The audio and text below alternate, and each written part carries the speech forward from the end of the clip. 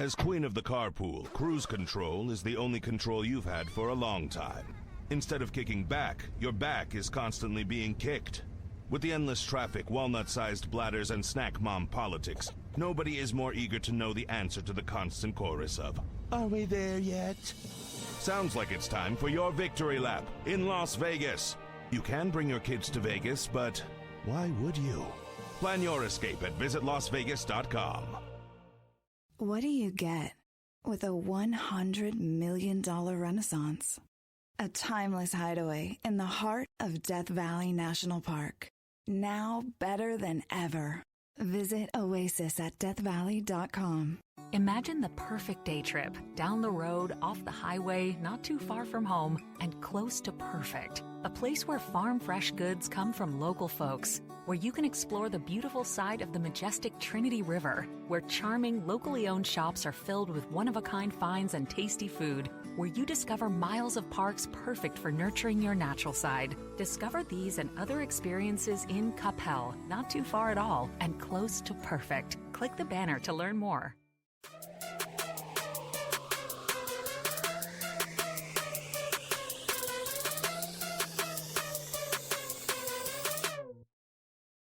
I know now what I want to say in my intro for my podcast.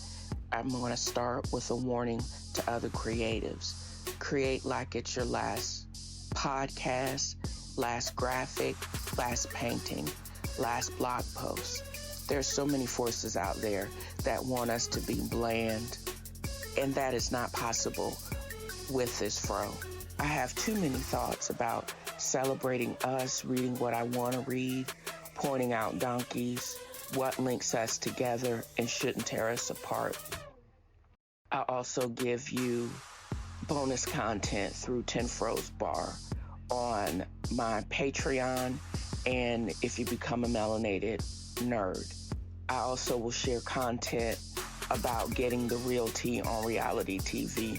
Join me in this episode of TNFro is Reading for the Wild Ride, and thank you for listening.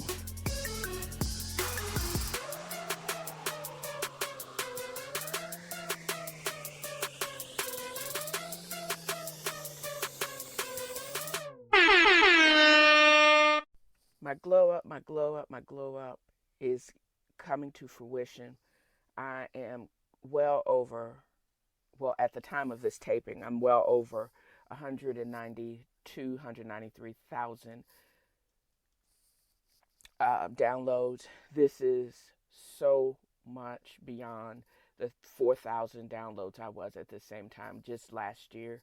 How amazing. I'm now 4 years in. I'm seeing exponential growth as well as recognition. I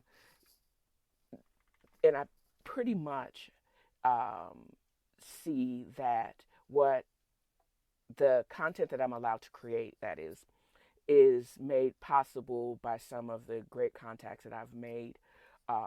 Special shout out to Kawala and Noelle Ojo, that you'll be hearing from later on in the episode. But also, not only am I creating amazing content, how I'm able to create the content with the team that I have now. I'm still an indie podcaster, but I have some of the dopest sound engineer through Sound Archives, Primordial Sound Archives. Mad shout out to Trinity Brown, as well as to Raphael Crump at AK Productions in Dallas. Two amazing African-American artists doing their thing, helping me make the content that I like to make, as well as I think my listeners like to hear. And thanks again, you guys are the bomb. And also to everyone that makes the episode possible, to 192K downloads, 2,000 going up to hopefully 3,000 unique listeners per month. You guys are also the bomb. And as always, thank you for listening and the support.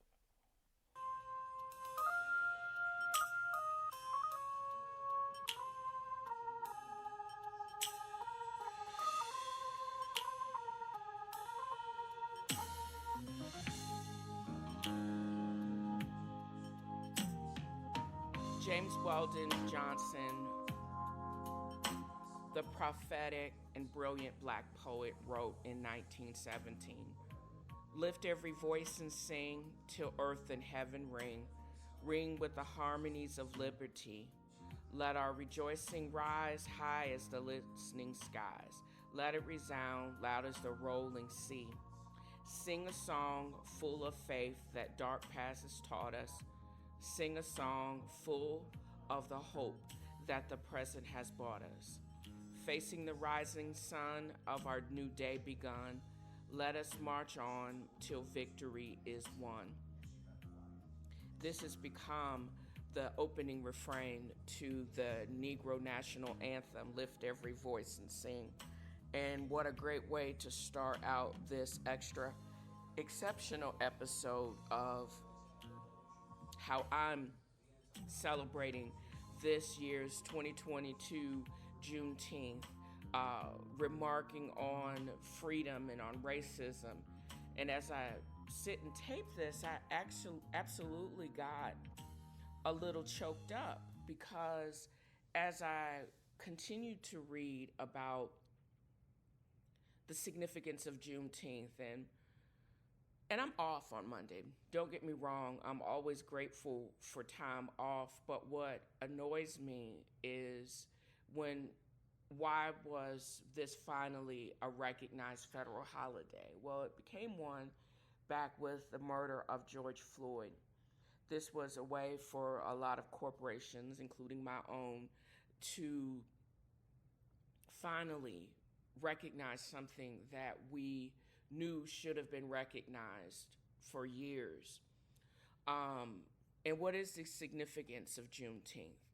It is now it's a federal holiday. It originated when 2,000 troops arrived in Galveston Bay, finally and firmly announced June 19th, 1865, that more than 2,500 enslaved black people in the state were free by executive decree. But dudes, that executive decree came the first day of January in 1863, a full 2 years prior, by Abraham Lincoln. What they think that the original Scouts Union soldiers were killed in Texas, and the word never got out, and that's why those slaves continued to toil for an additional 2 years, even though that they were free.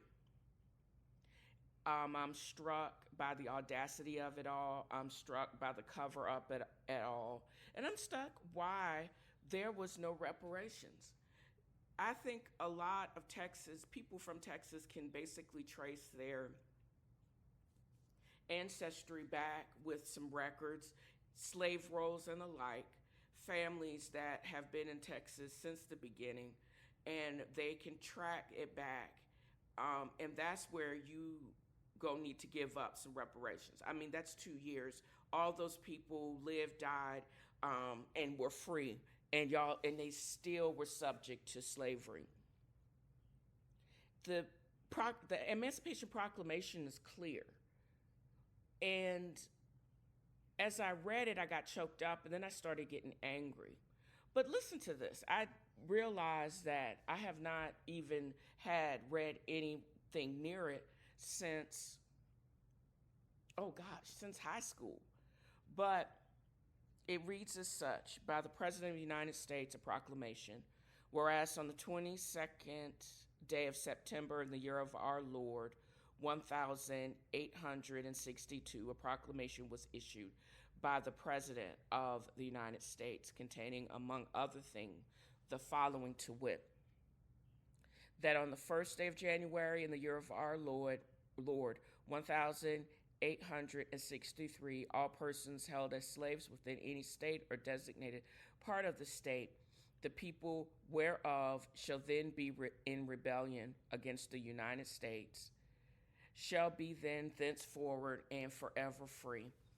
And the executive government of the United States, including the military and naval authority thereof, will recognize and maintain the freedom of such persons. and will do no act or acts to repress such persons or any of them in any efforts they may make for their actual freedom. So we still had the 14th, 15th, and 16th Amendments. They still enacted Jim Crow laws, which were and are a direct violation of federal law. And they just were allowed to do all of those things. We had to go through another 100 years and have the Civil Rights Act, basically reiterating what Abraham Lincoln had said in 1862. What kind of bullshit is that? And what kind of white supremacy bullshit is that?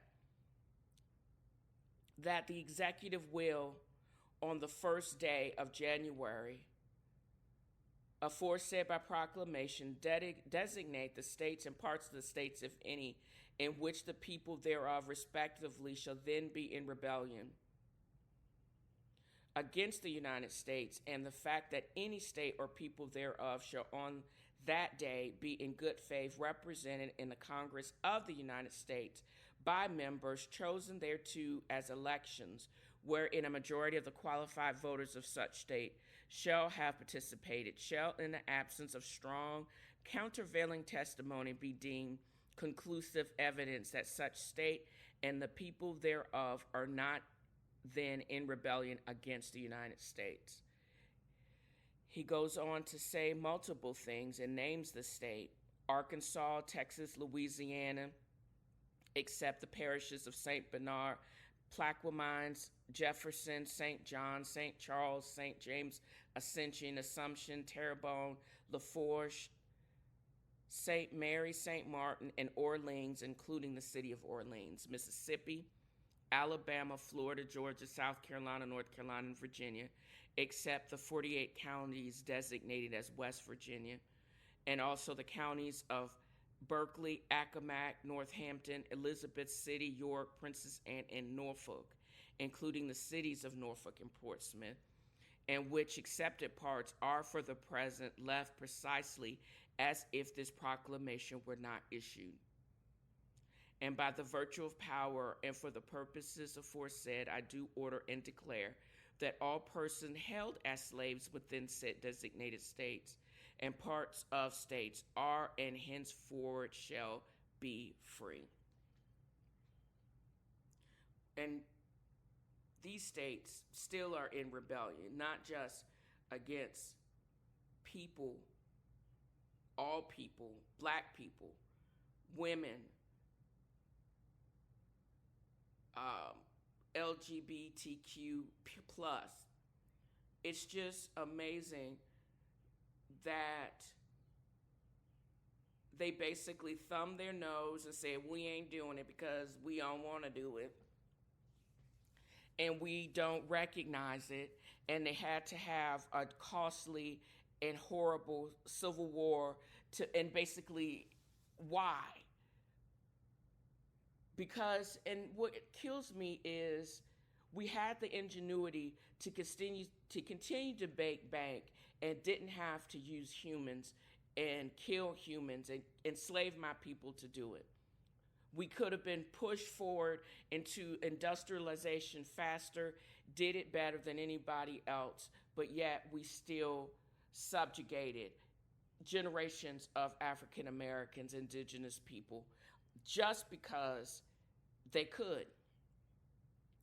And I'm not really just ranting, I'm just how people just ignore laws and they choose.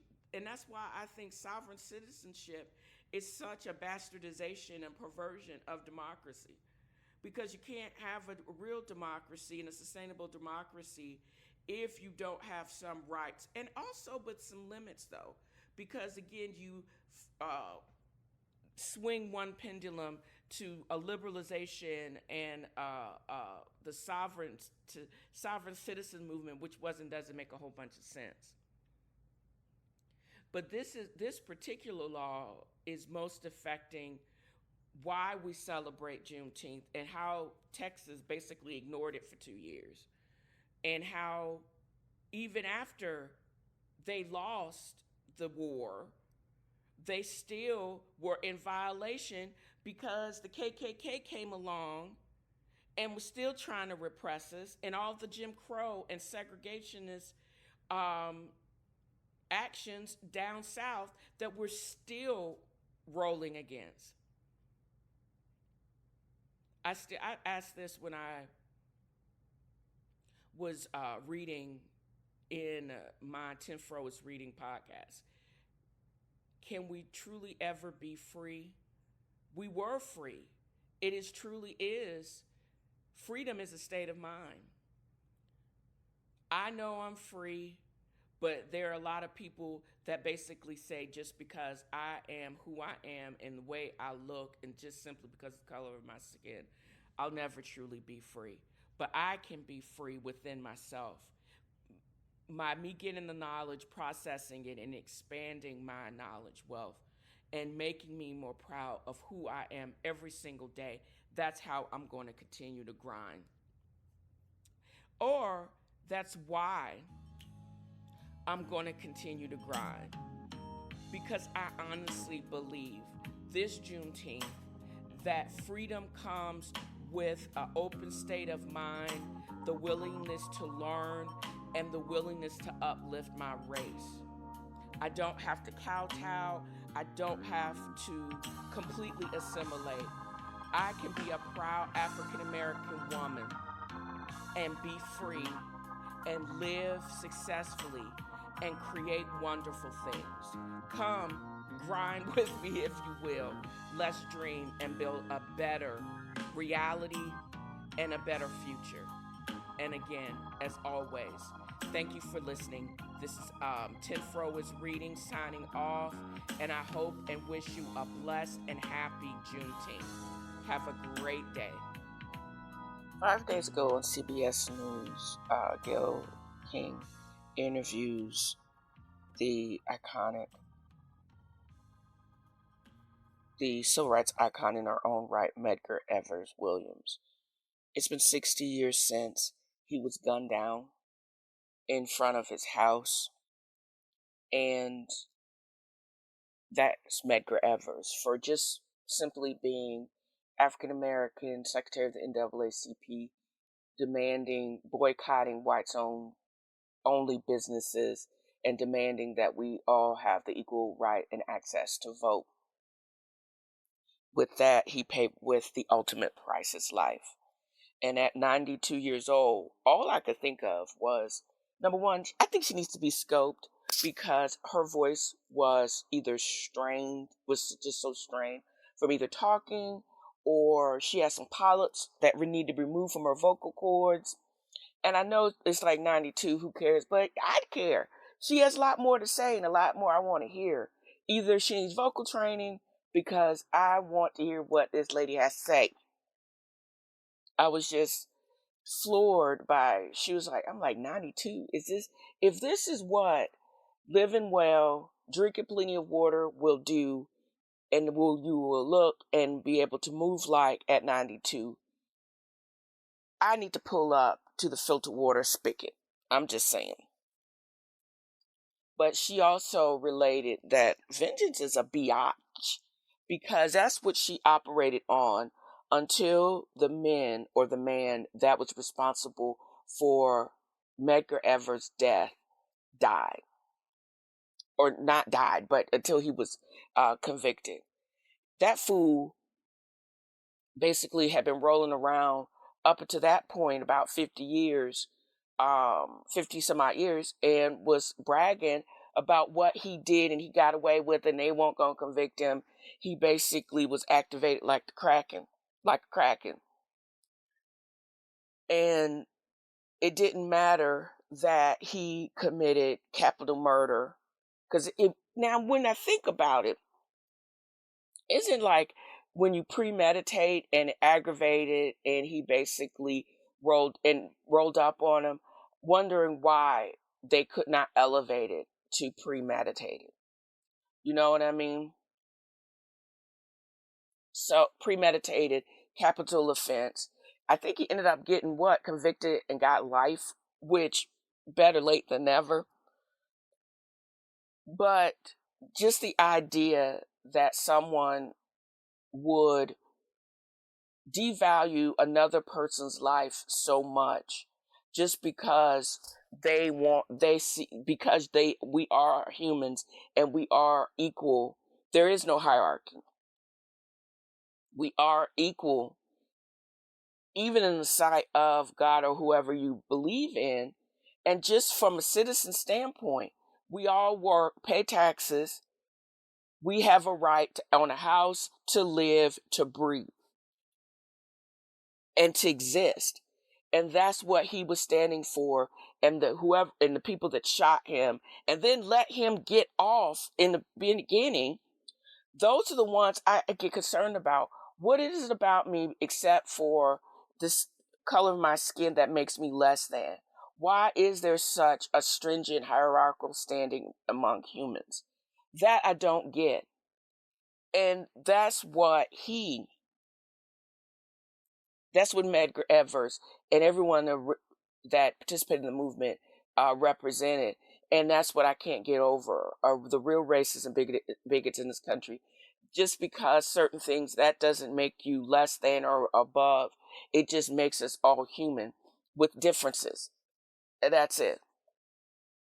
Even in her advanced age, her answers were so solid and she was just so thoughtful. She would pause, think, and then come out with the most elegant questions. This what makes me want all of you to add to the already 2.1 million views of just her interview with Gail about a few days ago. I also was hopeful after listening to her because she recognizes the ongoing work and remains hopeful for our future, even in this conservative fascist backlash. She feels a personal responsibility like all women in the diaspora. The work does not stop. It must go on until all of us are equal, until all of us are free, no matter where we are as far as the diaspora is, either in motherland Africa, in this instance, the United States, the Caribbean, Europe, all across the world. The work has to go on. She's doing what all women as I said, in the diaspora have done for ages. They speak, they are thoughtful, and they actually have the answers. But we can only know the answers if we listen to them and we work together to progress for equality. It is my great pleasure to introduce the listening audience once again to probably one of the leading, foremost thought leaders on the continent today. And this is one, Kawala. She is the executive consultant and CEO of Strategies. I had her and her other two authors on my podcast a few weeks ago. And we're back again discussing the effect of current movement and the increase in conservatism in the United States and how it ties back to our standing and our interaction with the other countries of the world, and in particular, of course, Africa. She is just one of those people that their spirit and graciousness just emanates through the screen. And I hope you enjoy this discussion as much as I enjoyed having it with her. Here she is again, Kawala of Strategies. Seeing you all, banning books, wanting to burn books, that just tell history, and being Africans who were colonized, who are really struggling right now to just be able to capture our history, to write it down, to be able, we are in the phase of just beginning to write our history so that we can teach it to our children. And to see people who we thought had gone beyond that wanting to regress and wanting to erase history is really perplexing. I think the best thing I can equate it to is I've mentioned this before, the rise of fascism. But in all honesty, when you look at the Fourth Reich and a lot of even South Africa, more recent, they all were, I call it racist, bigoted thinking on crack that they learned from the United States. But that's a whole Mm-hmm. other different discussion. Discussion. And I think a lot of the rise of conservatism, to me, seems to be a direct response to uh, President Obama's 8 years in office, and this agenda that wants to return it to a time where people thought they were the bomb, but they really weren't, because all of these social ills were happening. And that brings us Mm-hmm. to what we had discussed, that we were going to kind of try to come to wrap I was trying to wrap my mind around, um with um the it seems like in 2020 there was so many things: pandemics, lockdown. Everybody seemed to lost their mind. There seemed to be there was the release of the Kraken in the psyche in here in America. We've had the Mm-hmm. election and re-election of people like Ron DeSantis, one of the most conservative governors, and I call him fascist, the Fuhrer DeSantis, personally. But he and there's several other, including Governor Kemp, who's Georgia, and then my own governor here in Tennessee. This agenda to basically not only to dumb down America, keeping the 1619 project out of being taught from schools, not talking Mm-hmm. about race, and to the point of they're removing those public institutions that teach diversity training.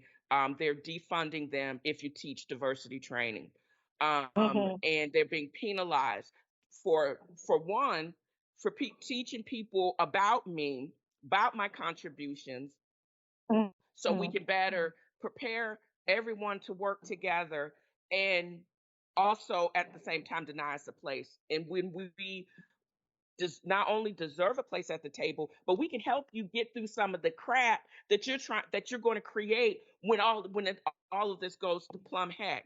That's why the renaissance of the previous 8 to 16 years, even with the Clinton administration, it's all being erased because people want to basically take us all the way back before the Civil Rights Act was passed. And because they see it, for Mm-hmm. them, they see it, but what these policies are doing it's going to take us at least a couple of decades to unravel.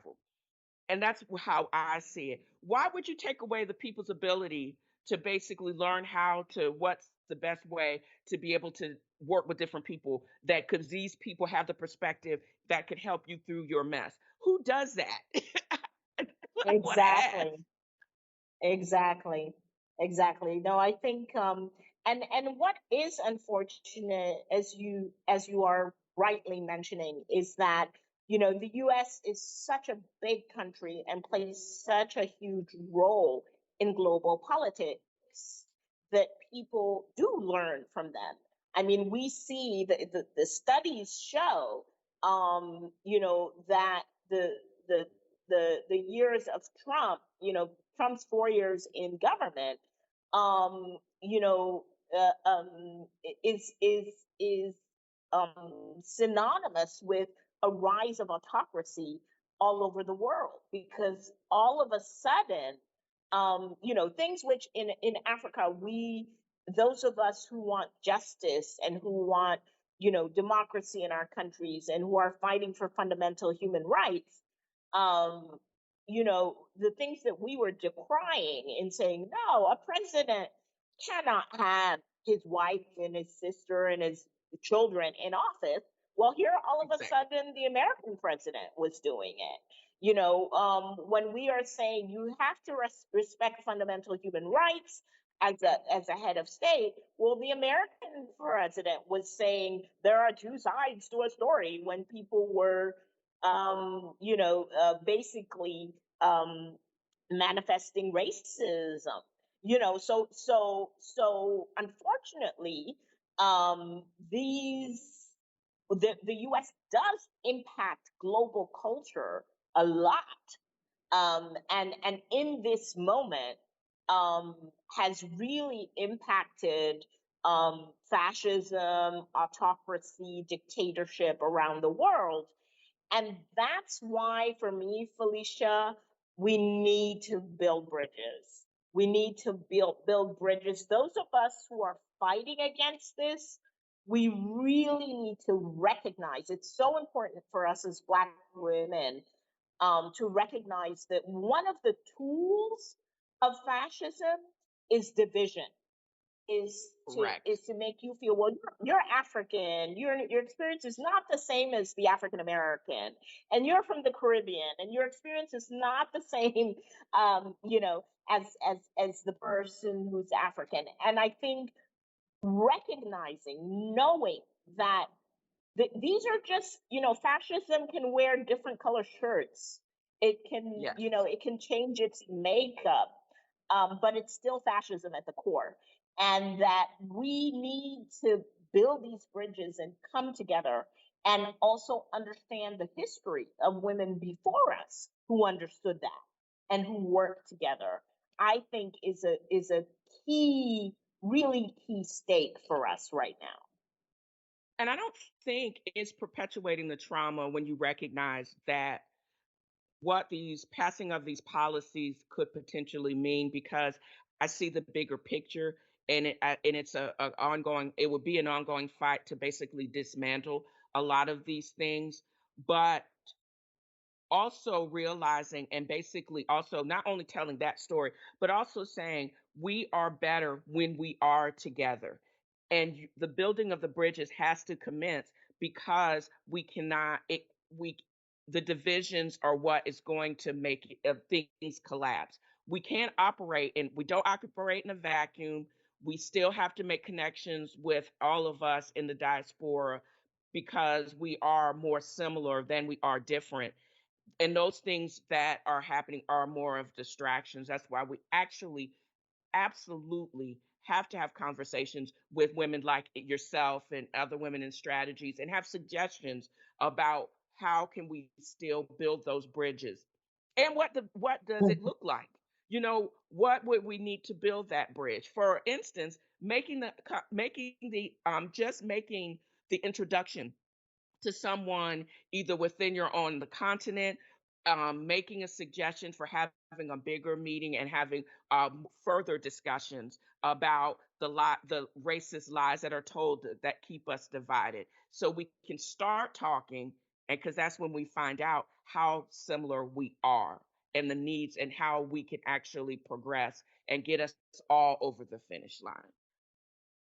Absolutely, absolutely, and recognizing, last time we spoke a little bit about this, recognizing that white supremacy has, a multitude of manifestations, and that, the fact that we are experiencing those manifestations in different ways, and that it impacts us in different ways because of our geography, does not take away from the fact that it's the same thing. Yeah, we talked about the End SARS movement and the Black Lives Matter movement, and realizing that police brutality in Africa has its roots in colonization, in the same way that police brutality in the United States has its roots in slavery, is so important for us as we fight against it. It is so important for us to have that understanding. It strengthens all of us, in each area where we find ourselves. And it enables us to speak out, because we now do live in a global world. And so, you know, in being in Cameroon, I can speak out, about the fact that Amanda Gorman's book, whom I happen to know, she was one of my mentees when she was still in high school, that her book was banned in Florida is Yes. incredible. And I have the voice to speak out about that, being all the way in Cameroon. Just as, if I get arrested tomorrow for standing up for my fundamental rights, women in the U.S. can speak out, and that has an impact. So I think really, going forward, what that looks like, Felicia, is conversations like the one we are having. It is B, doing deeper work and really understanding the roots and the analysis of how this authoritarianism is manifesting itself differently, but has very similar, if not the same, root causes, and then using the technology, which is ours today, to be able to speak out about issues wherever they're happening. And that is a perfect way to basically a call to action for everyone that's actually listening to this conversation.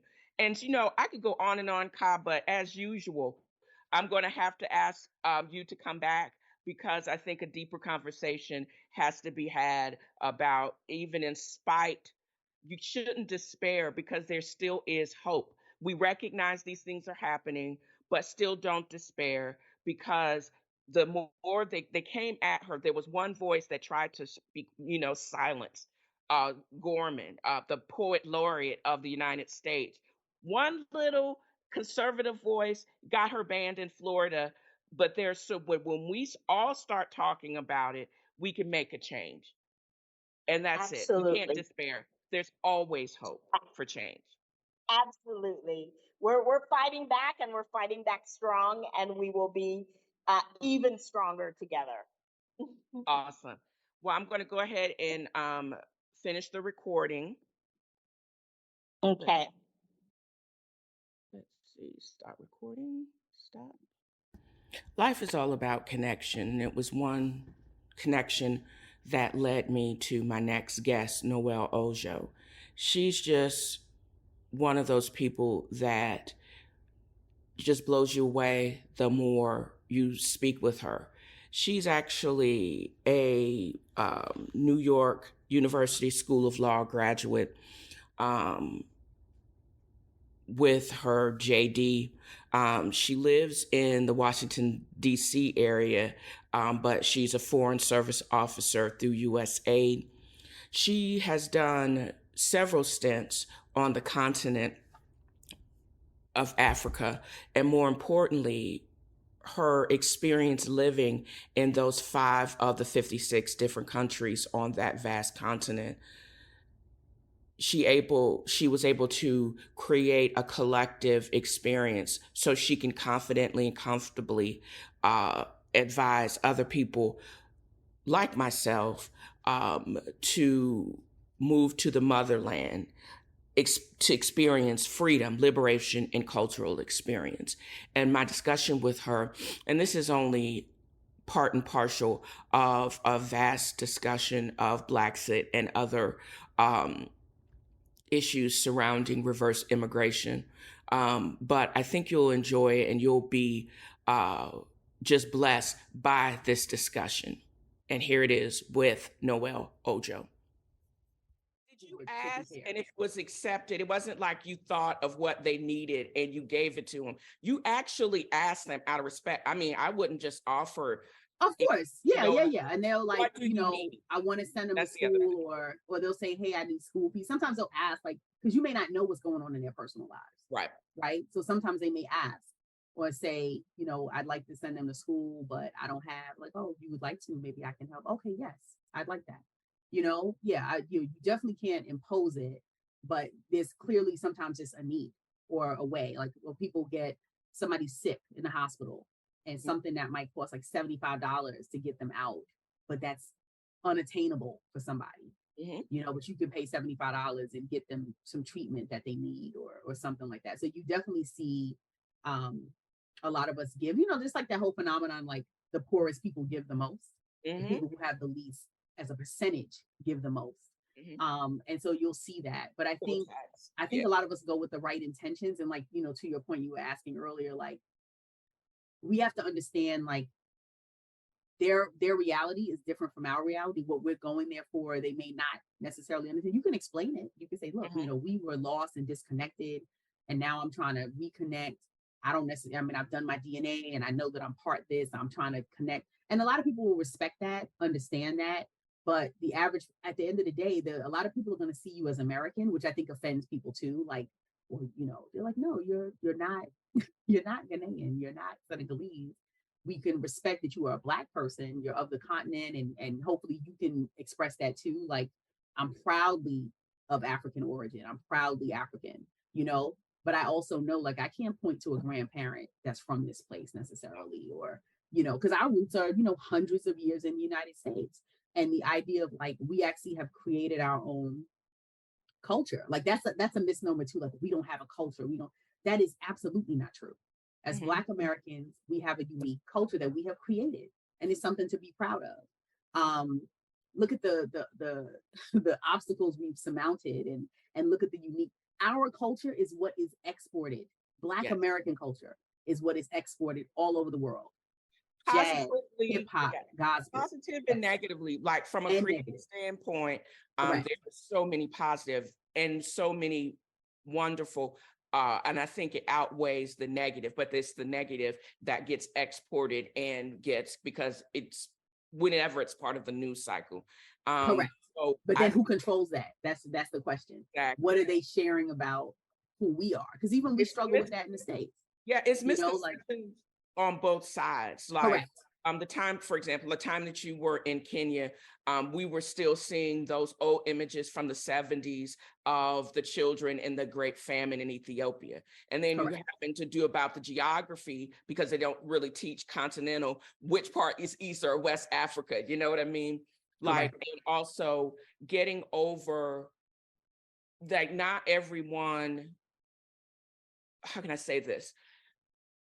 You don't get the people, like, it's not as warm as you would possibly think. So then you have to get over your own rejection or inferiority complex, that not everybody's going to accept me with open arms, but that doesn't mean I'm less than. I still have to know who I am, because also I may have to get over that not every African American, some of us are strapped, some of us are not, but I'm not a violent rapper. I have an afro and I'm gray and I don't dye my hair, that right. kind of thing. So I know that I have to work as hard, you know, to get over misconceptions, but I'm not going to know, or they're not going to know me unless they ask or try to get to know me. But I have to be respectful and reciprocate, because I know that there's a learning curve. I have to get to know, because all of the misconceptions that have gone back and forth that have been by this kind of our racist news cycle, we have to basically, and not everything is about race, you know, too,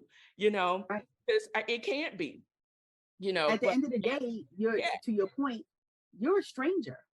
I am a stranger. Like, I'm supposed to just, and you don't just embrace somebody because they walk through your front door, right? Yeah, so like, I have to get to. Yeah, just because I'm African American or American, they're not going to have open arms. They're going to still have to get to know me just as much as I'm going to have to get to know them. Exactly. And understanding that, like, stop, like, use the opportunity. And the thing is, you're a guest in their country.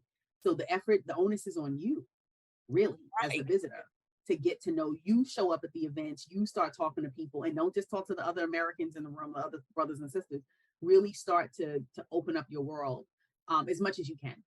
And start with the brothers and sisters that also are friendly or have connections with Ghanaians and Nigerians and Senegalese.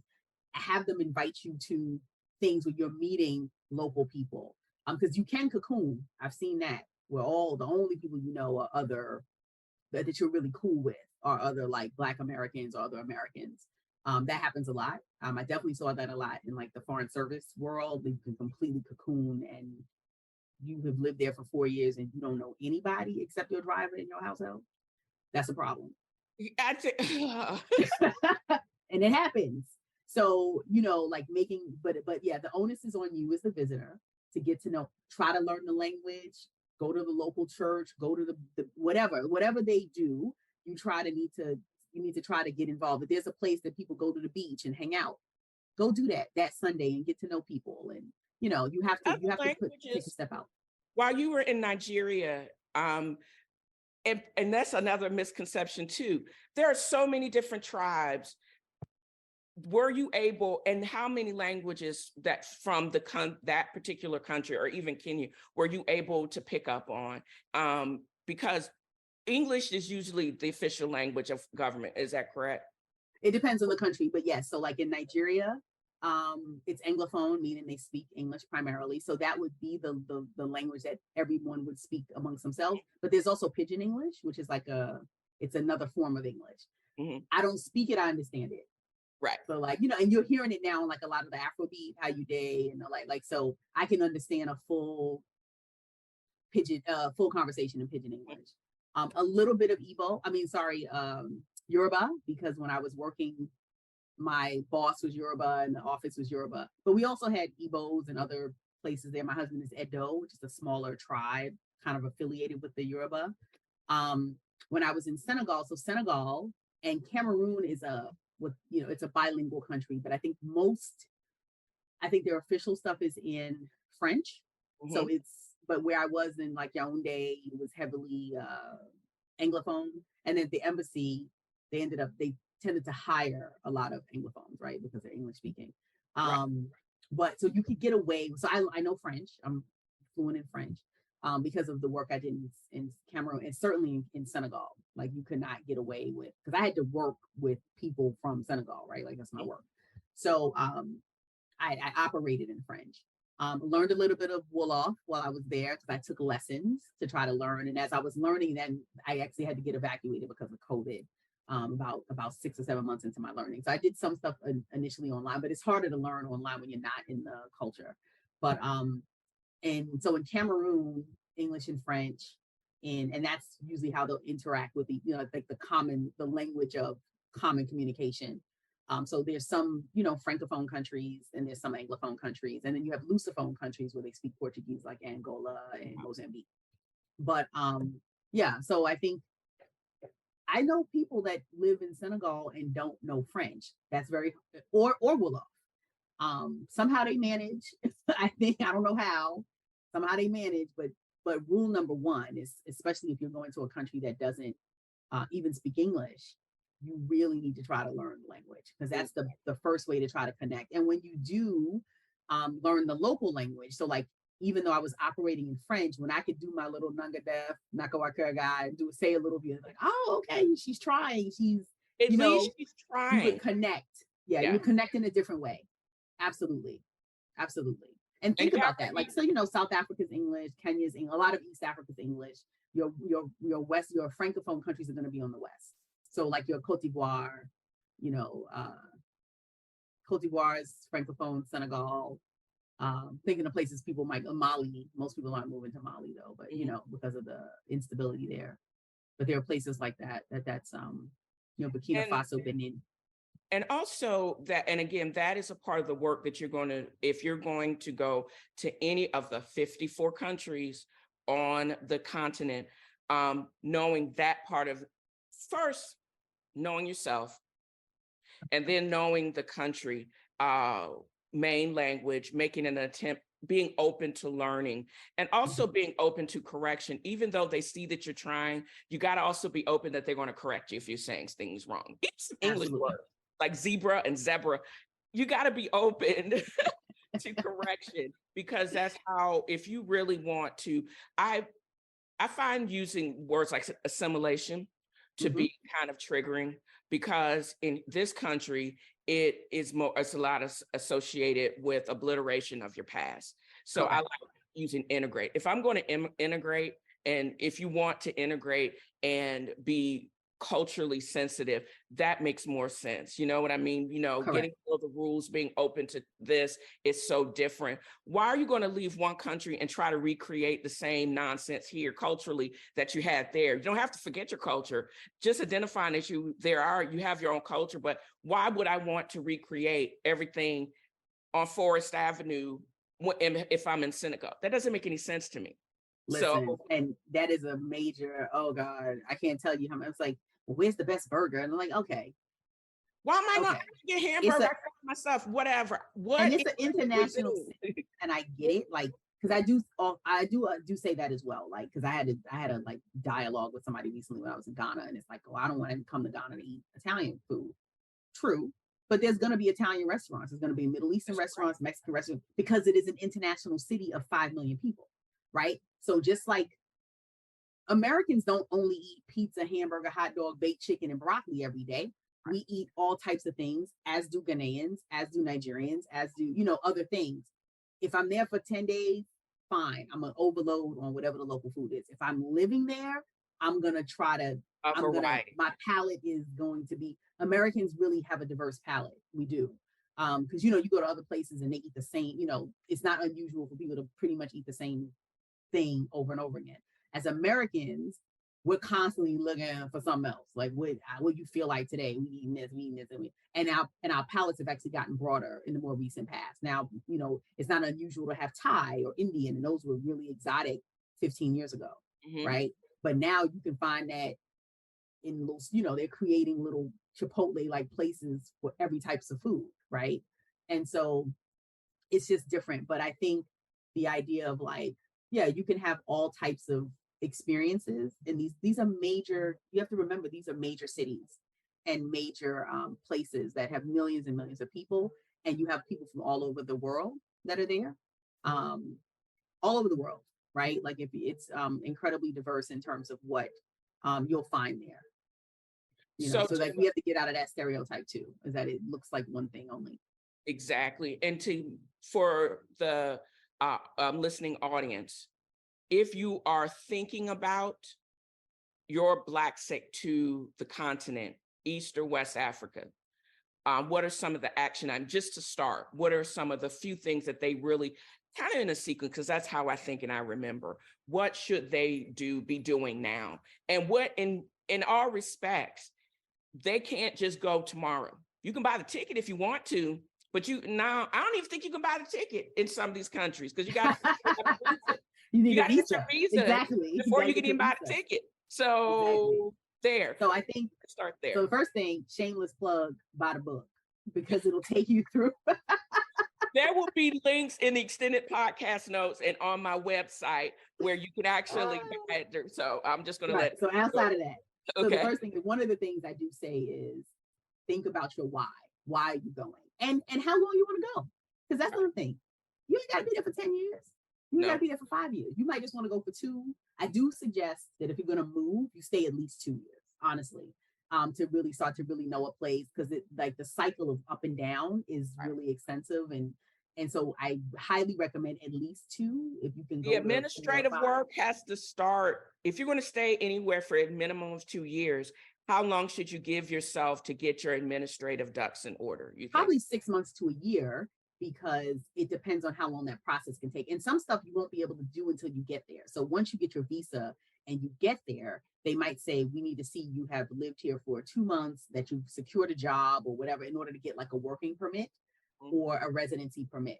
Every country is going to have their own rules and regulations around what you need to do that. A lot of times it's not necessarily common that you would get the residency permit before you showed up. So most people will come on a visiting visa, and then you have to like kind of change it or upgrade it, or, change it in some way. I think you need to think about, what are you going to do with your home back in the States? Are you going to rent it? Are you going to sell it? Where are you going to put your things? Don't sell everything, because if you do come back, you don't necessarily want to start from scratch. You don't know what your financial situation is going to be when you come back. So I think you need to do that.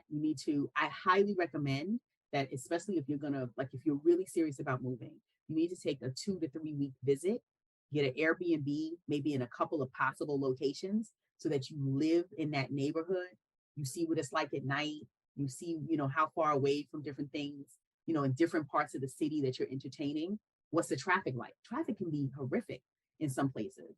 And so even if you're working in a place, like maybe you want to stay near the airport, or maybe you want to stay on the outskirts, or, you need to think about where you are. And I think the best way to really do that is spend a week or 2 in the places that and it's like, and if you can't afford to take the visit trip, not sure you can afford really to move, because this is the investment that it's going to take in order to make sure you have a good experience. Mm-hmm. When you go that first time, try to make connections with local people, maybe a local realtor, somebody, and they can be, Black Americans that advise you, because there's so many groups now that people have been vetted. So it's like, hey, you find those groups and say, hey, I'm thinking about coming out there. Who can help me find a place?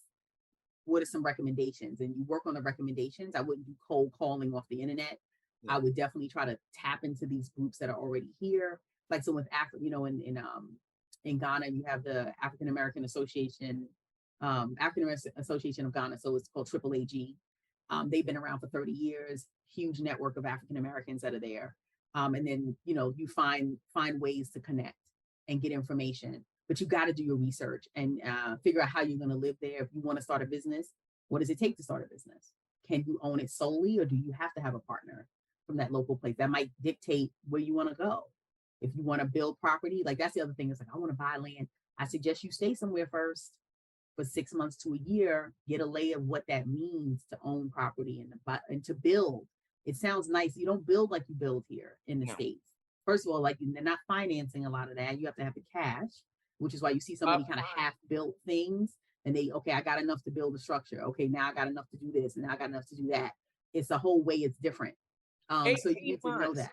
18, almost 2 years for Demetria L. Lucas. She paid for the apartment last year. She still can't move in until 2024 in Ghana. Listen, I bought property in Senegal.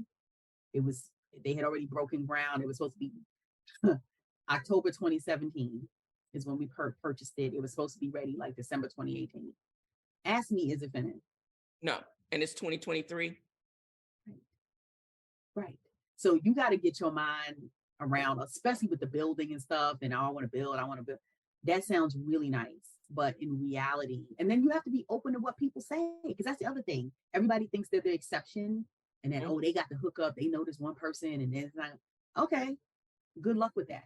But if the last 10 people you talk to are all telling you the same, people who live there, who work there, are telling you the same thing. It's not to say you don't do it, but manage your expectations around when it will be done.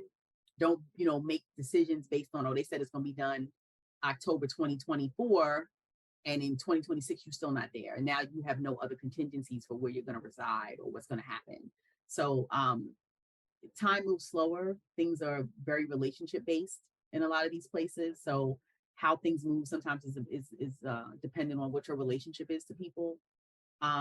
It's not good or bad. It's just what it is, And so, yeah, just figuring out how to I think you should be open and listen. I think some people who really struggle the most can just be hard-headed.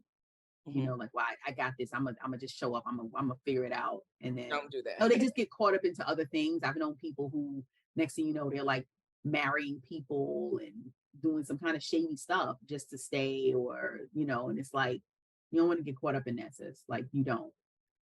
And then you'll be on 90 Day Fiance, and I'll be watching you. Exactly. Like you need to, it's like, yeah. And then that's the whole point of like, am I being swindled, or like, am I really in love? Am I being swindled, or am I part of the manipulation too? Because I've seen that too, right? Where you think you hustling and all that, and it's like, you don't want any problems with the government, right? Theirs or yours. Exactly. Nobody wants to say any of the alphabet of the state and the government to come knocking. You're just nobody's government. So, but I think that's a great place for us to end and plan on our next meeting, which I'm really excited about. The whole business aspect, or taking a deeper dive into that, and true considerations about where you want to move. I think I'm going to basically do a better plan than just buy the ticket and then pray for the best. That never is going to work. So I'm thinking is, know why you're going to leave, or what is forcing you, or what is your motivation to go somewhere else. Where do you want to go? Administrative, and having enough lead time, because if you want to go to Ghana in 2023 to live for 2 years, it's already June. It's probably too late because the administrative process is going to take about 6 months to a year. So my plan of going anywhere, it's not 2024, 2025. So that, and then what else, once I get there, what residency am I going to continue to work, and the financing part of it. Exactly. Financing is key. Financing is key. You want to be, the more money it's going to take. It is not cheap. So it's not cheap. Yeah, it's not cheap. And that's an expectation too. A real slight research. You'd be amazed how many people just don't do research. I'm like, you could just go online and say apartments in, certain areas of Ghana, and how much? 5, 6, 7, 800,000, 1,200. I mean, they got $1 million homes, condos. Exactly. And then planning a 2-week, a pre-stay, because you may get there and say, this is probably not for me. And then you go to Senegal and you're like, oh, or to Cape Town, and you're like, oh, this is cool. Exactly. And then you need to stay for a little while, right? Because you might get to Cape Town and be like, where all the Black people at? Exactly. And people, that's you're on the like, let me go to Joburg, because this is right. You know what I mean? Like you really need to spend some time in these places before you make that level of a move. You really do.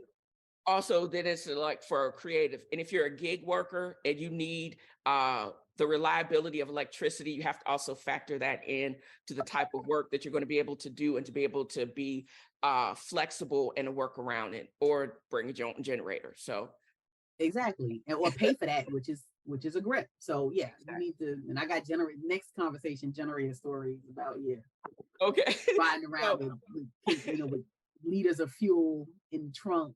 Oh man!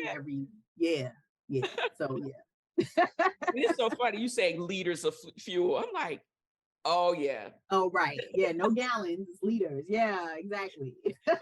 Take that into consideration. There's a metric world outside of the English system. So yes, and having to adjust and make allowances for that. So has been really great. So Noelle, where would you like the listening audience to find you if you would like to be found on social media? Of course, sure. So you can find me at my personal Instagram it's at FAMU Nojo, Nojo. It's also at the Blacksit Effect on Instagram as well, but at FAMU Nojo. And then I have a website where you can purchase the book. And there's a coupon code on there. So it's www.theblacksiteffect.com. And Blacksit is BLAXIT. And then effect, EFFECT.com, the blacksiteffect.com. And that's how you can get access to the book. It's both a physical copy, and I have a digital copy that you can get immediately. Which I got, and I'm digging it. So okay, good. And I think, it also depends on what your schedule is like. What I'll do after we break, I'll send you another, or you can use your previous Calendly link and just book another. I would be very much interested in taking a deeper dive. And also telling that I'm really excited about hearing your generator story, because I think I got story. We can talk. Girl, I think it's dope. So with that said, I'm going to pause recording. And again, before I stop, thank you again for joining me, and I'm going to pause recording. It's been an honor. Surgeons keep our hearts beating. They do the amazing, help save lives, and so can you. Your CSL plasma donation can help create 24 critical life-saving medicines that can give Grandpa the chance for his heart to swell when he meets his new grandson, or give a bride the chance for her heart to skip a beat on her wedding day. Every plasma donation helps more than you know. Do the amazing. Help save lives. Donate today at your local CSL Plasma Center and be rewarded for your generosity. Really, the goal of all vaccines is to educate our immune system on what to do if you see the real germ, if the immune system sees the real germ. It's a fire drill for your immune system. Vaccines matter more than ever, and knowing the facts is just as important. In Vax Matters, we get answers straight from the experts.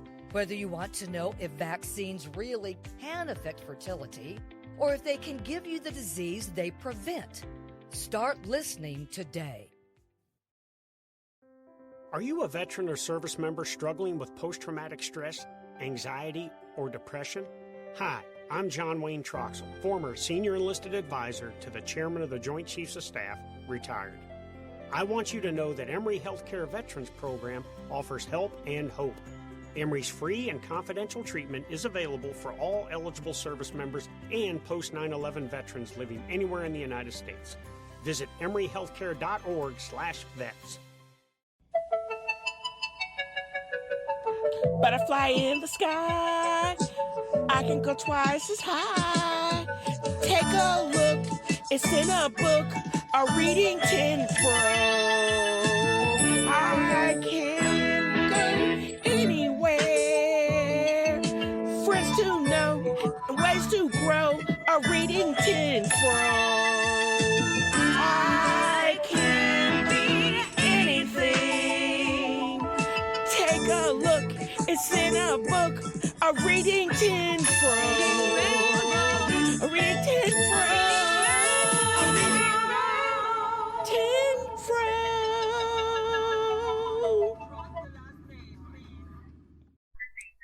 So here I go, digging deeper into Octavia Butler's Lilith's Brood.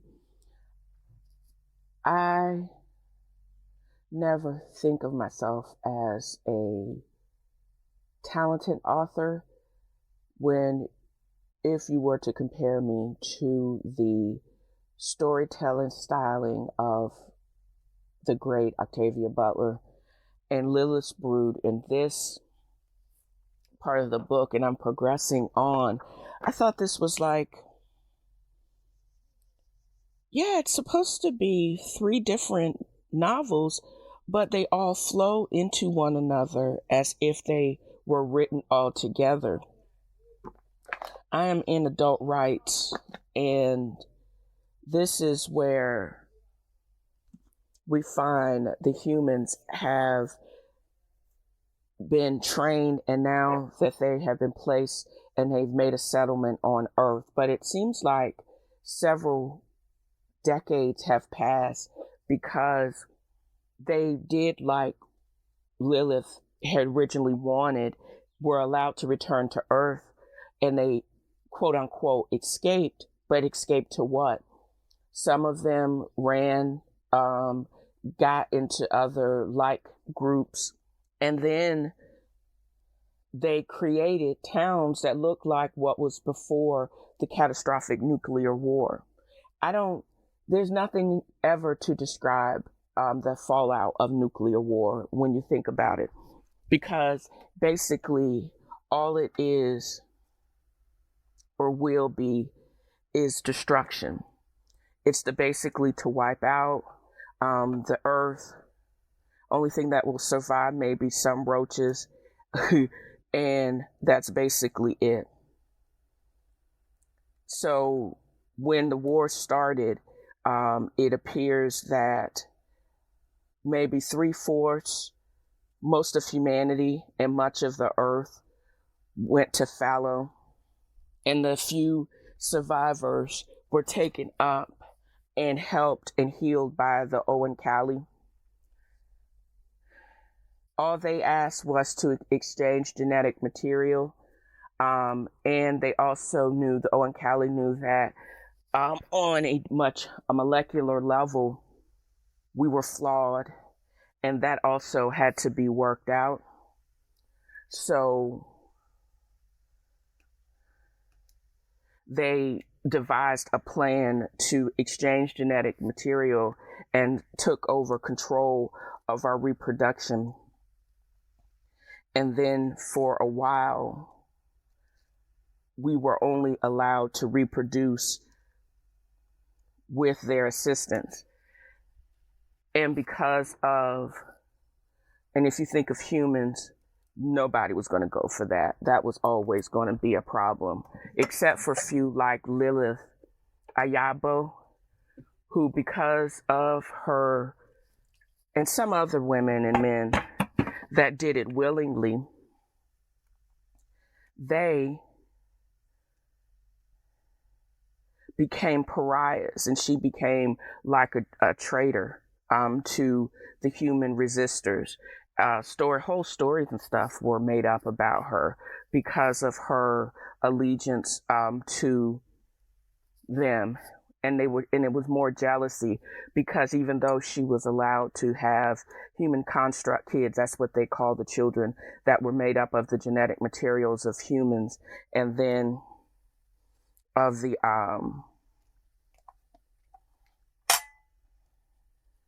humans, and then and Callie, she was thought of and villainized as a traitor, which I think is so stupid.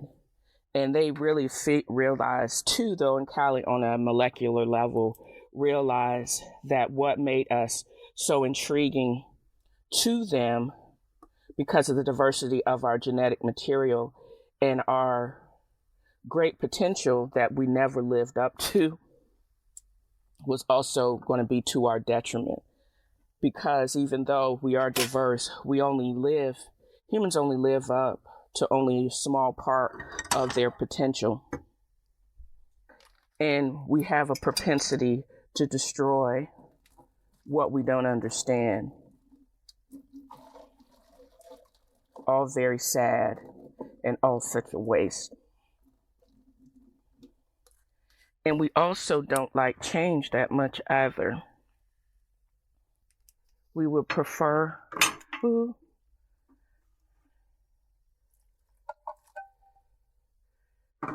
keep things exactly the same, even though they are to our detriment. We would recreate a world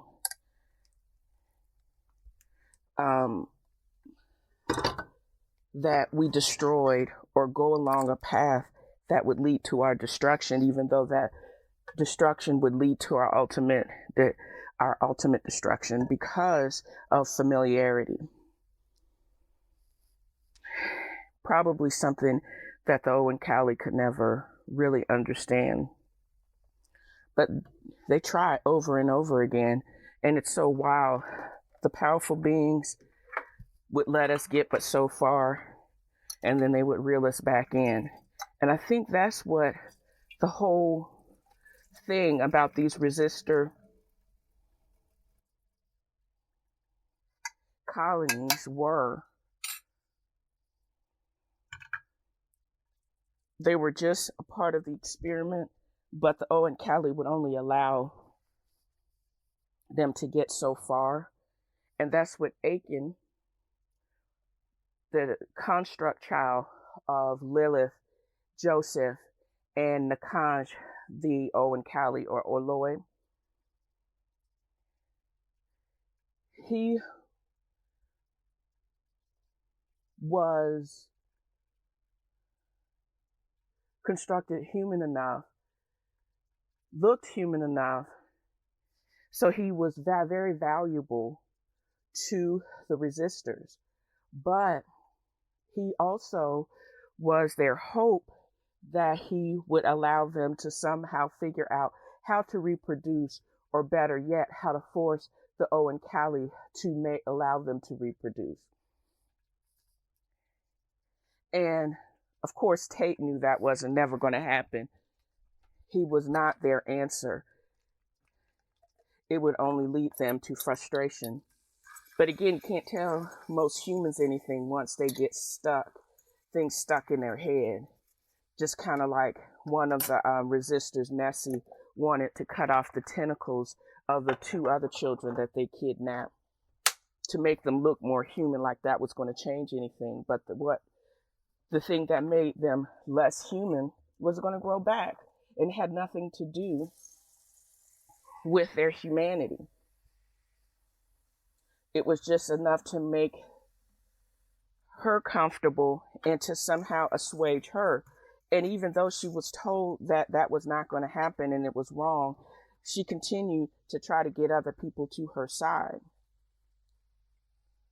Even though she had no information to support that decision.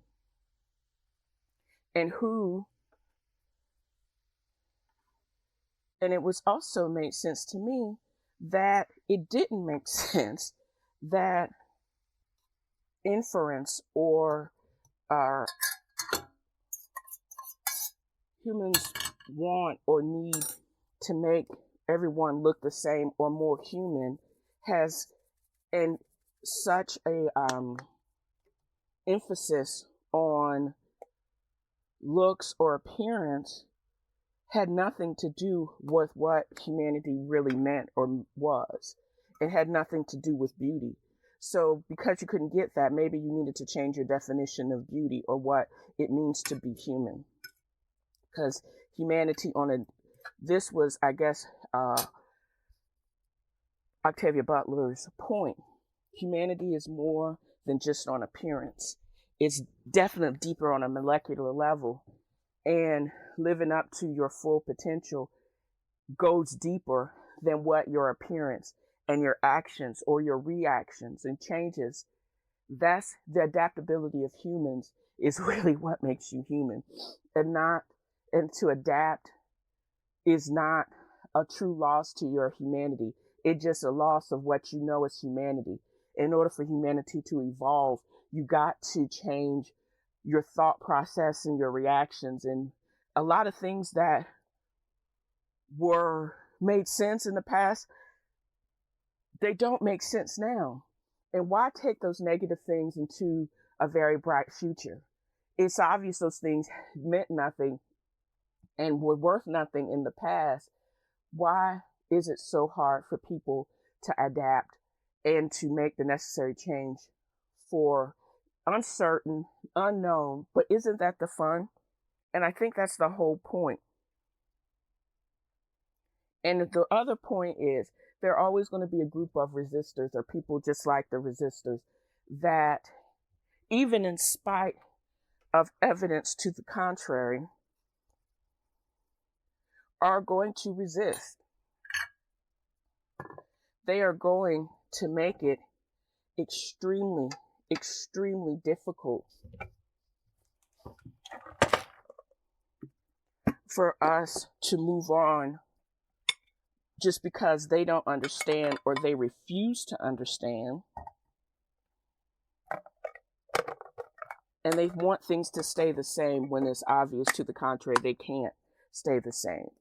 Because there's going to be wide swings to the contrary. If they would just go with the flow, make the necessary changes and adapt, this is how we make progress. And you can't go backwards to make progress forward. And as soon as we realize that, we'll stop wasting time. And we all will get to a higher plane, a higher understanding. And also, it's also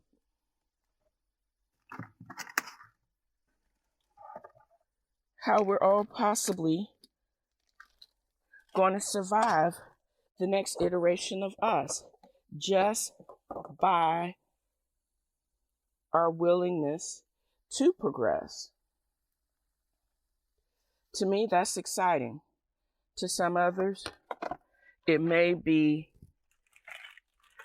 so frightening they're willing to do what they want or say what they want to keep things just the same.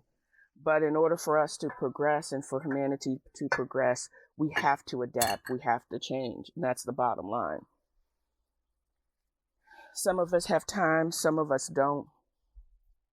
And it looks like the characters and this author understood that. If you're the people that are so willing to destroy what they don't understand are very dangerous. But it is up to the rest of us to continue to want to adapt, to learn to adapt. And if we're going to really truly progress. And what does that mean? What does wealth mean? When it has no meaning, it has to do with having a great amount of knowledge and information. And what do you do with the information? The better, what is me processing the information and creating the content, if only to better humanity and to uplift and to progress. And that's what this book is actually doing. One of the truths of the book. And I find the rights of adulthood is one of the many points that I believe that Octavia Butler is trying to make in this book. So stay tuned to the next me break down the next iteration next week, and I'll progress further along those lines. The Shady Bunch, the Shady Bunch. I hope turning up for checks to pay for fake lifestyles were to be a part of the Shady Bunch. Unreality TV at its most ratchet. I have watched and been binge watching Love and Marriage Huntsville. I won't watch Love and Marriage DC because my favorite star Chris and Monique Samuels are not on any longer. They only last like one season, and those other people are just too Potomac bougie adjacent for me to get into. And they also have that high, annoying, affected, bougie accent nasally that I can't stand in pretentious people. So won't be watching DC. Sorry, Carlos. But now Love and Marriage Huntsville is being joined by Love and Marriage Detroit. The first episode is called What Up, Doe? A statement that I think if you followed, what's that show? The BMF on Prime. Well, I watched it on Prime, but I think it was through Stars. That is a known statement from D-Town. I know that is going to be as much ratchet as always. And then I started watching the Bell Collective about rich, ratchet women, black women in Jackson, Mississippi. And I was thinking about how you can be a multimillionaire, weave in vending machines, and there's no water in Jackson. What the fuck? It cracks me up. But even though it's ratchet, I find it so relatable. And I'm still watching last week's episode of Real Housewives of Atlanta, and Candace looking like Viola Davis with that big fake afro. But anyways, hysterical. But I'll get to Real Housewives of Atlanta later. But what I was saying was, I'm like a relationship warrior. I find that I do have, maybe I'm a bit of an empath. I can pick up things on people. And the reason why I avoid being in other people's houses and in groups is because I can pick up on emotional turmoil. And since I'm trying to deal with my own shit, I don't really like being around other people's shit. So, but it's easy for me to watch this stuff on TV because when I get tired, I just turn it off and it ends there.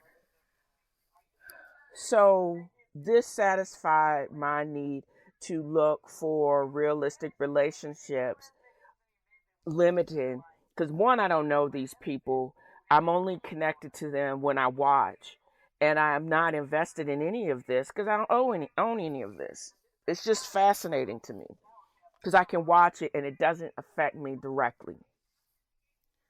But getting to that, I'm always fascinated by the interaction of men with the women because couples in my circle is mixture of ups and downs, and there's a whole bunch of shit that I'm glad I don't have to deal with, that they deal with in order to be with someone, and I just don't really feel like it. But I watch it on TV and then cut it off when I get tired of the BS.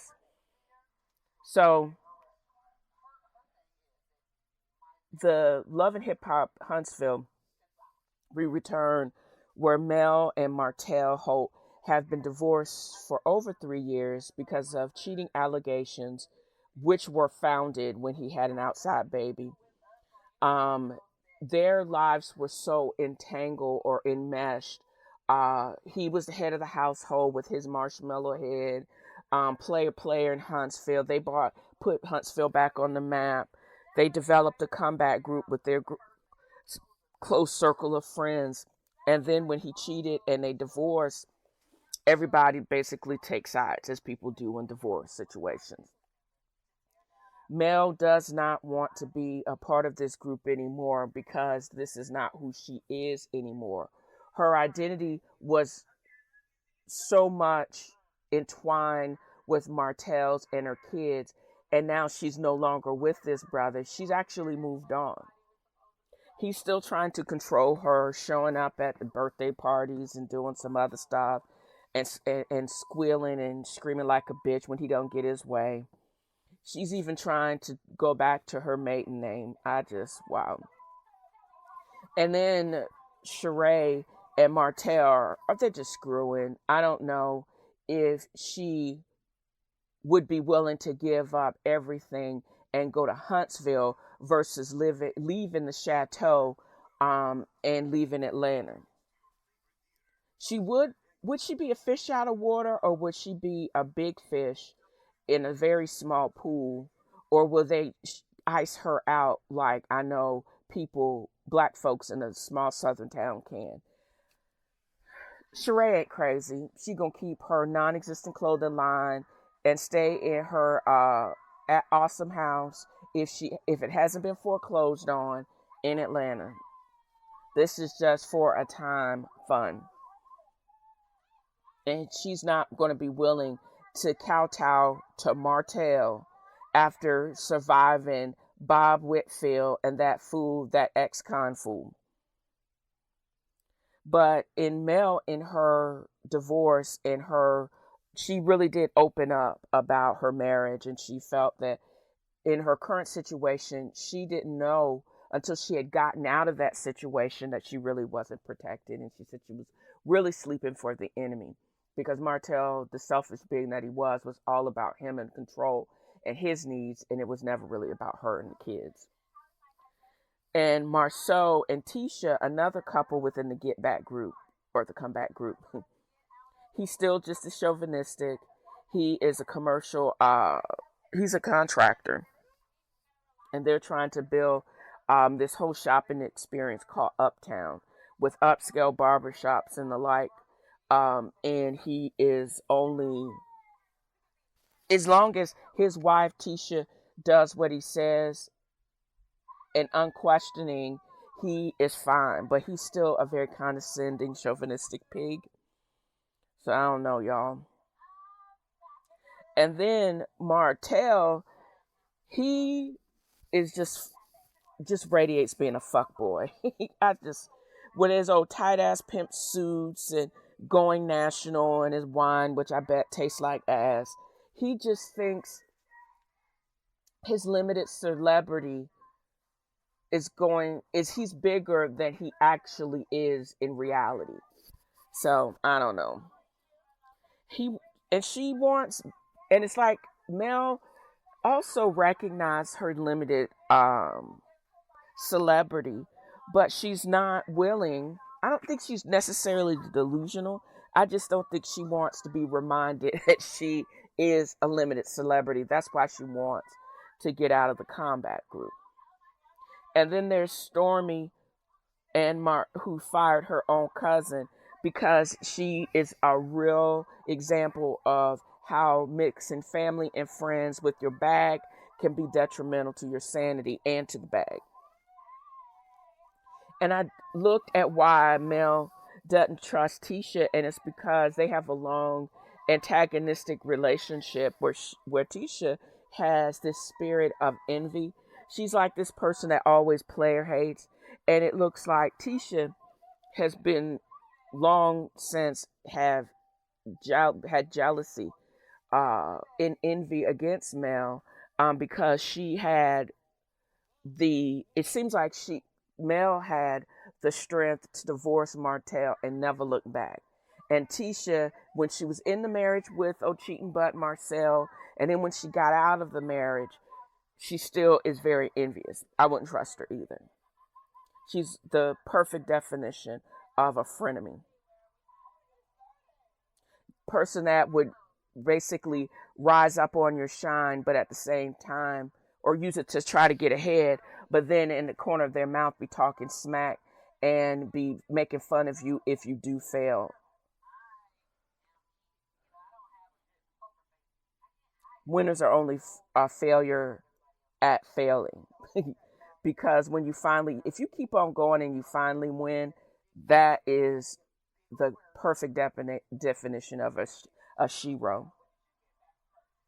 I find myself finding only interesting when I'm trying to figure out which on-screen relations are actually true, because if it's too contrived or it seems like they're just beating up a storyline, I don't have time for that. And I'm just like, I could basically be paying attention to my own life and relationships, because if it's not more distracting than that, then I know it's really not true. And I just watched a sneak peek of episode 7, and it looks like it's the Drew Sidora show. And I could tell y'all, I am so not here for that. She's actually says she released some song, got 30,000 streams, and now she's getting ready to make a video. And now she has to decide if her husband, Ralph, is sexy enough to be in the video. And I'm like, girl, really? Why don't we hear about your divorce and not about, and instead of Ralph's abs, we want to know about his actions that led up to the divorce. That's real shit. I know it's difficult, but at least it's real, and it will be more interesting than your fake ass career.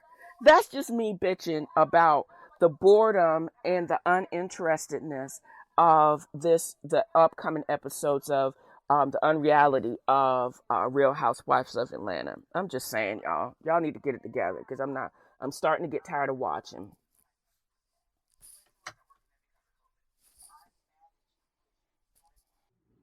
Welcome to the A. The A is back. Love and Hip Hop Atlanta, that is. I had the pleasure, I don't know, I've rewatched many episodes of anything out of Atlanta as far as unreality TV. And it's been a minute since I have watched or rewatched Love and Hip Hop Atlanta. And I just recalled, like, during this newest episode of, like, season 11 just premiered this week, and it's absolutely tripping me out that these people, it just cracked me up how completely ratchet they are. I had been reading on social media just how that I recall that Bambi and Little Scrappy, actually, one of them, I think she filed for divorce, but in season 10, they were always on the rocks. He would leave and go stay with his mama or check into a hotel. It's just that he never had the tools for what we would consider a successful relationship, or how to do it. I mean, come on, his mama was a pimp. So, with that said, I'm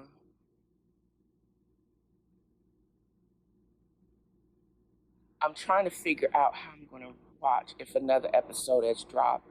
But Out of the Woods, Back in These Streets, Bam looks good, but I mean, what does he expect? For real, for real? Because she actually was one of the models that was with Stevie J and No Neck. Oh, that looks like Not Your Mama from Alf.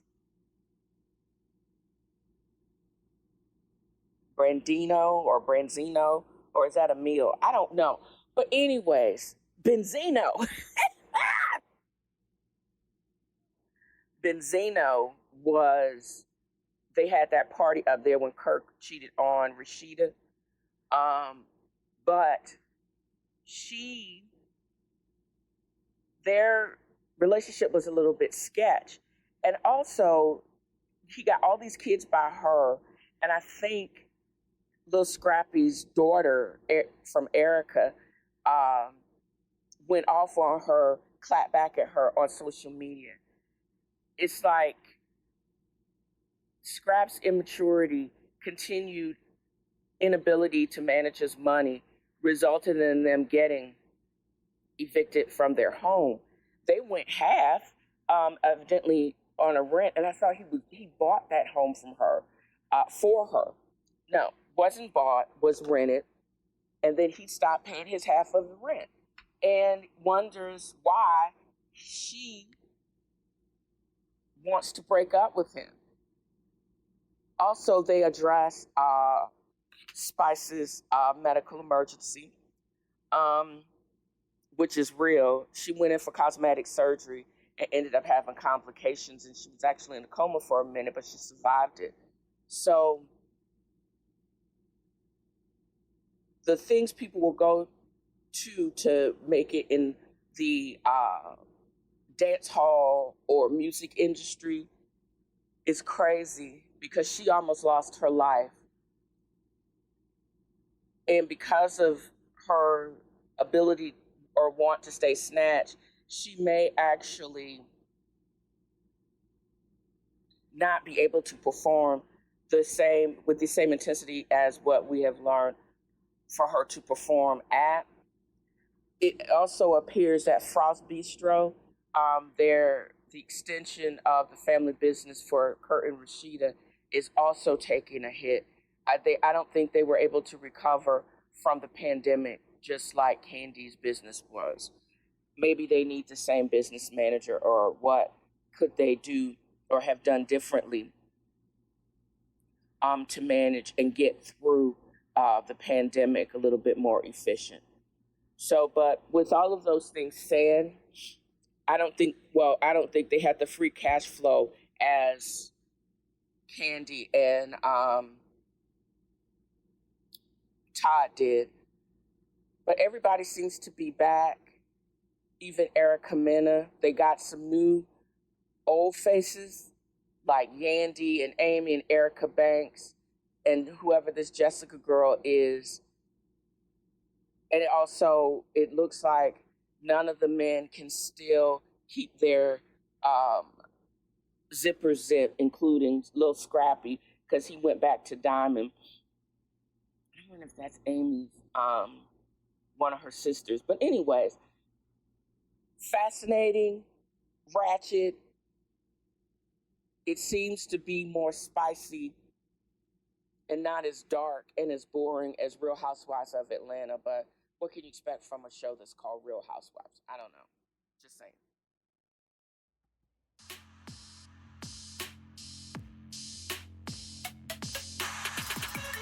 And that's it for this episode of TNFro is Reading. You know, I talked cash-ish all last year. I hope the listening audience will continue to enjoy my opinion and not so subtle shade. I mean, I'm 2,000 listeners per episode in, so go run tell that, haters. I may take it on the road if I get hint sponsorship. Navigate to DalesAngelsInc.blog for swag and extended podcast notes. Don't forget to hit like or leave a 5-star review. It gets me on top of the algorithms, and it may just get you on my show. 2023's motto is boss up and get the bag. And as always, tell a friend, and thank you for listening.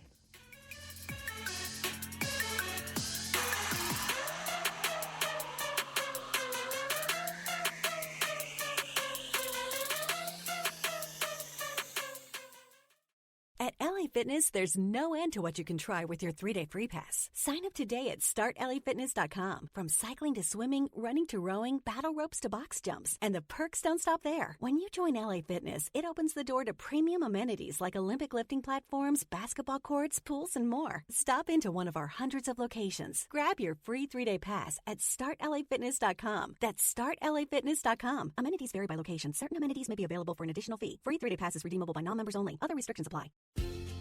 More is more at Pandora Jewelry, where you'll find beautiful hand-finished pieces perfect for creating stacks of self-expression. Collect charms, stack bracelets, and layer necklaces to design a look that's uniquely you. Start with the piece you love, then stack and style it your way and show the world something about you. Shop Pandora Jewelry now.